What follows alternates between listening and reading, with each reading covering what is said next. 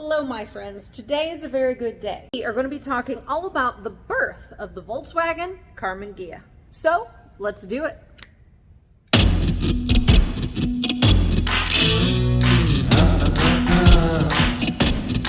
You know, when I cover the genesis of things, I like to paint a picture of the time, so let's do that.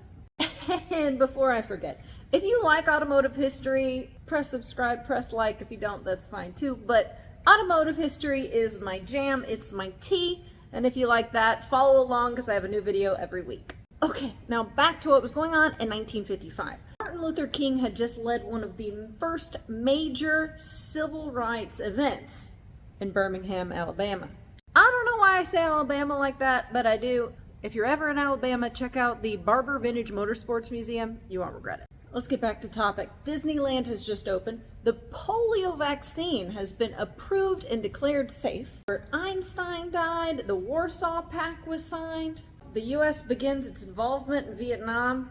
That didn't go well. Also in 1955, that was the worst year for motorsports ever. That was the year that the Le Mans had its tragedy. I have a full video on the events of that day.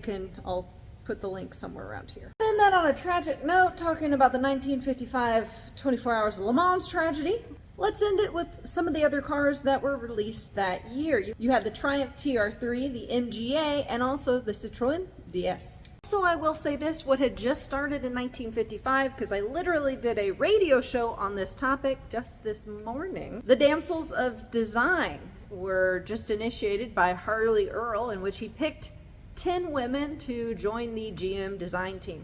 Next video, we'll be covering that. All right, that's enough painting a picture of the times. Let's get back to the Karmann Ghia. We have three names going on, don't we? Volkswagen, Karmann, and Ghia. Now, many of you are probably familiar with Volkswagen, but you might not know who Karmann and who Ghia is. Karmann was a German automotive manufacturer and a contract automotive manufacturer.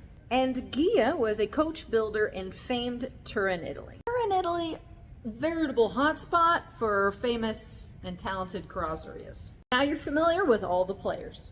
Now the real action starts with Luigi Segre, head of Ghia at the time.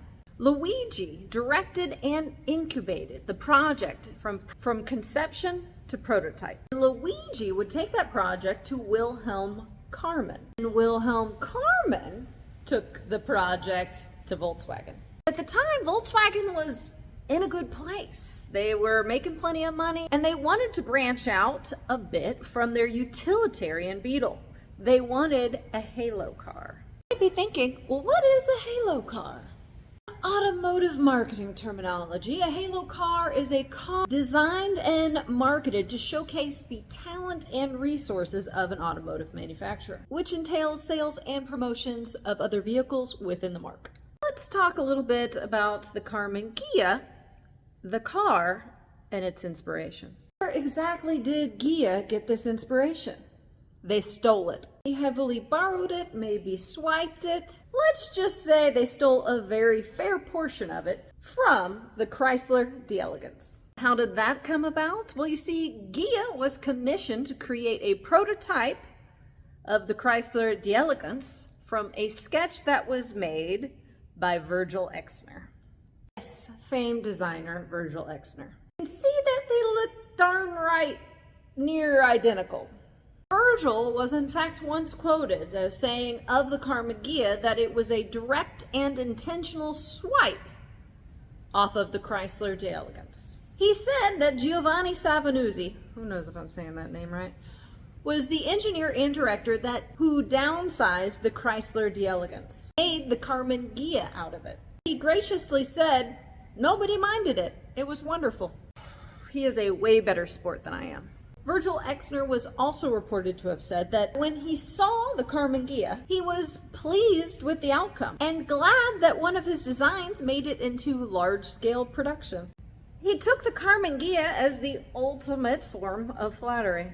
We'll continue on. Now, the Karmann Ghia was comprised of many of the same parts and components as the Volkswagen Type 1 Beetle. The body was not done like any of the other Volkswagens, nor like any of the other cars of the day. You see, the Karmann Ghia's body panels were butt welded, hand-shaped, and smoothed with English pewter in a time-consuming process very much like higher-end vehicles of the day. The process is also the reason that Karmann Ghia had a higher price end. But that also meant that fixing a damaged Karmann Ghia, a big old pain in the rear. I'm talking really difficult to repair after damage or collision. The engine displacement of the Karmann Ghia grew concurrently with the Type 1 Beetle. You see, this really wasn't quite considered a performance sports car. It's flat four, it was more considered, let's say, it was more a car about comfort and style, which the same can be said about the Volvo P1800 at the time, which coincidentally, it's very funny, the Volvo had gone to Karmann to manufacture their P1800. Karmann had said yes and then had to renege, say no, because they were worried about the conflict it would have manufacturing the Karmann Ghia. Digress. But why I brought up the Volvo P1800, well, that was also a car that was more about comfort and styling, and they both kind of had the same marketing and sales initiative where they were like, this is not a racing car, this is for comfort and style. I'm saying that own it. If you're not fast, you ain't fast. When the Karmann Ghia rolled off the production line, it was a hit. Production of the Karmann Ghia soon doubled, making it the most imported car of the time into the US. Missed that little detail. And the Karmann Ghia would remain in production for nearly 19 years, 1955 to 1974. And during those 19 years of production, it pretty much remained unchanged for the most part. They would produce nearly 500,000 units. In 1961, they would produce the Karmann Ghia Type 34 and the TC. We're not going to actually talk about those much, just so you know, but I did want to mention them. Type 34 was known as the European Ghia. We didn't import it in the States, but I think we have most of them now. The Karmann Ghia, I guess we could say, was a bold initiative that paid off, and Virgil Exner wasn't even mad about it. What do you think? Would you be ticked off if you were Virgil Exner, or would you handle it with such grace as he did? How do you feel about the Karmann Ghia styling? Do you think you'll hear the words butt weld again today?